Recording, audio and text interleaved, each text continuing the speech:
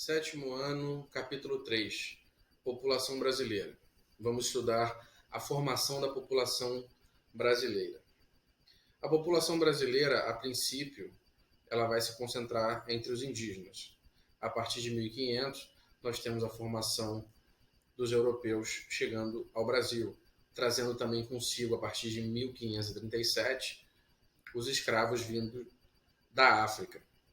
Esse povo escravizado, majoritariamente bantus e sudaneses, vão trazer consigo a cultura e desenvolver técnicas que sem as quais o Brasil economicamente não se sustentaria, porque as formas de técnica de agricultura, pecuária e mineração das regiões relacionadas, né, estão na mesma faixa climática.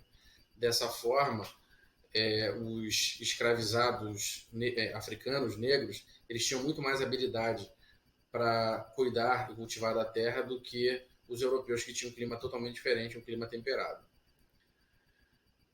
Esses escravos que cá vão chegar, eles vão não necessariamente ser considerados imigrantes, porque são escravizados, então eles estão chegando ao Brasil contra sua vontade.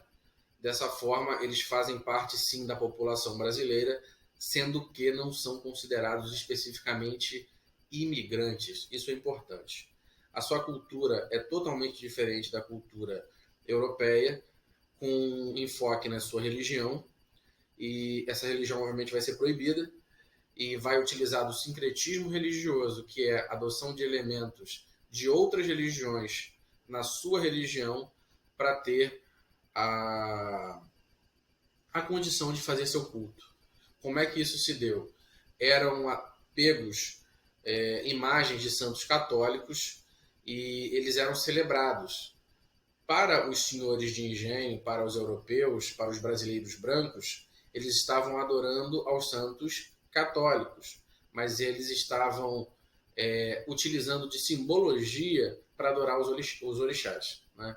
Por exemplo, ficou bem marcado aqui em Sepetiba, né, nós temos uma imagem na praia de Iemanjá, sendo Iemanjá uma mulher branca com os cabelos negros, né, o que não seria possível, pois na mitologia iorubá, Iemanjá é retratada como negra, como uma rainha negra, mas devido ao sincretismo religioso, ela aparece nas imagens como branca.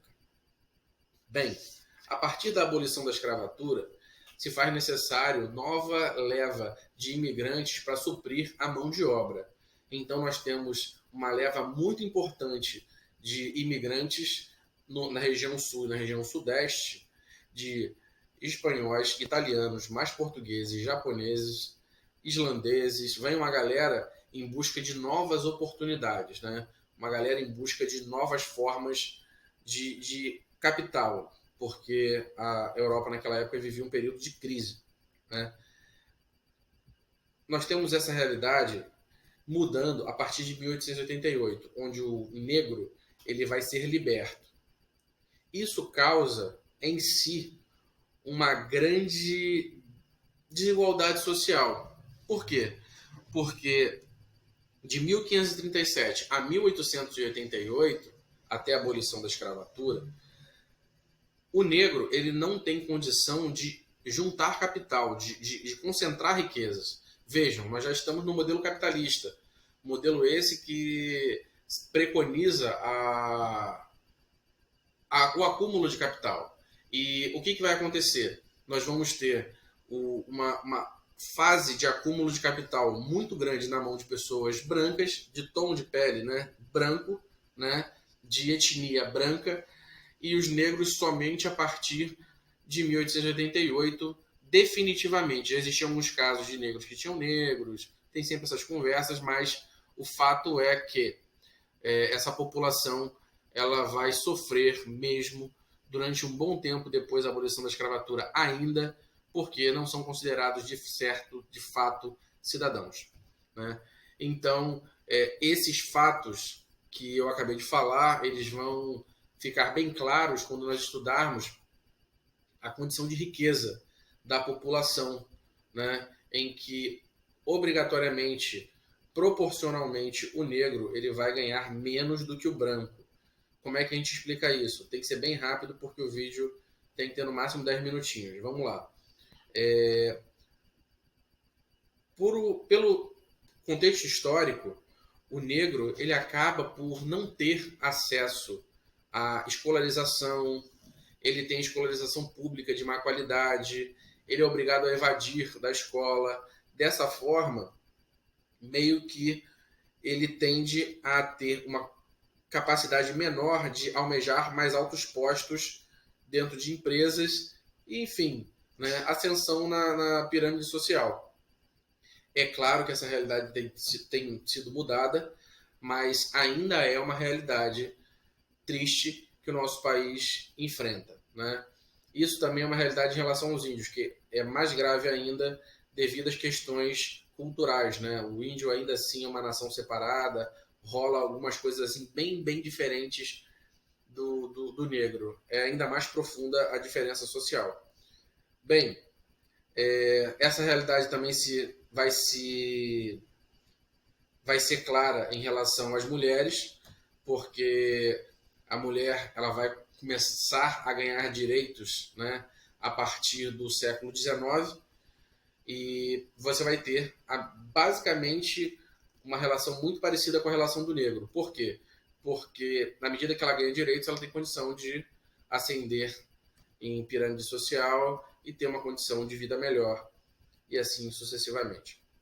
Bem, essa migração do século XIX, de 1888, por causa do fim da escravidão, ela faz um furor de novidade na região sul e na região sudeste. A mão de obra escrava é rapidamente substituída pela mão de obra assalariada. Qual é a grande mudança? A grande mudança é o exército de mão de obra negra que fica jogada, que fica esquecida, e também a questão dessa dinâmica do branco ter condição de acumular riqueza e do negro sair atrás.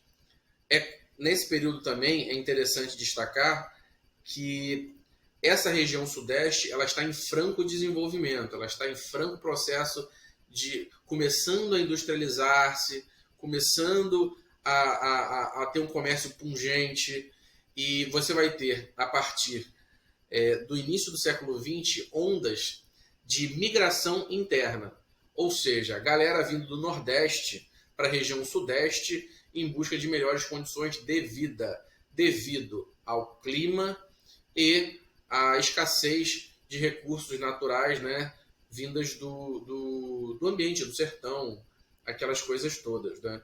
A industrialização mais à frente vai também ser muito atrativa, eu digo industrialização de fato, né? E nós temos essa configuração no Brasil. Prestem bem atenção, vamos revisar o conteúdo. O processo de imigração começa a partir do século XVI, com a chegada do europeu ao Brasil. O europeu traz consigo os escravizados. Os escravizados são importantes na formação da cultura, tanto na formação da cultura do Brasil, como da deformação, da mudança da sua cultura como forma de religião, expressão religiosa. Nós temos a condição de abertura de imigração a partir do século XIX, em que novas levas de imigrantes japoneses, italianos, espanhóis, por aí vai, vão chegar ao Brasil, e também a questão da mão de obra ex-escrava, de mão de obra negra, ficar de lado, aumentando futuramente a diferença social entre ela e a diferença social entre os brancos.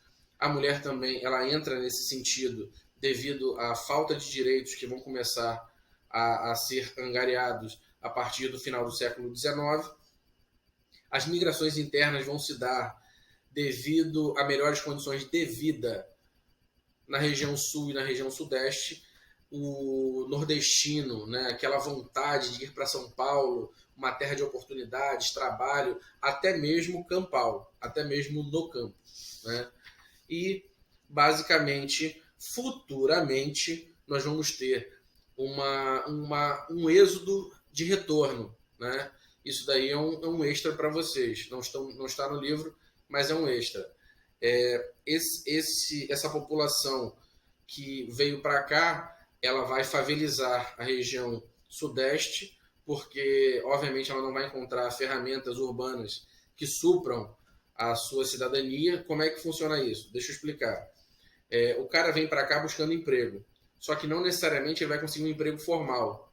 Não necessariamente ele vai conseguir uma moradia de acordo com as necessidades básicas. Então, ele vai procurar uma moradia que seja próxima ao emprego, né? É a configuração do Rio de Janeiro mais clássica. Perto de um bairro nobre, você tem uma favela. E essa favela alimenta a mão de obra desse bairro nobre. Dessa forma, você tem essa favela como fruto do nordestino e fruto do negro, que foi um processo de falta de aquisição de renda vinda de 300 anos de escravidão. Beleza. É isso. Mais dúvidas, me procurem e até a próxima aula.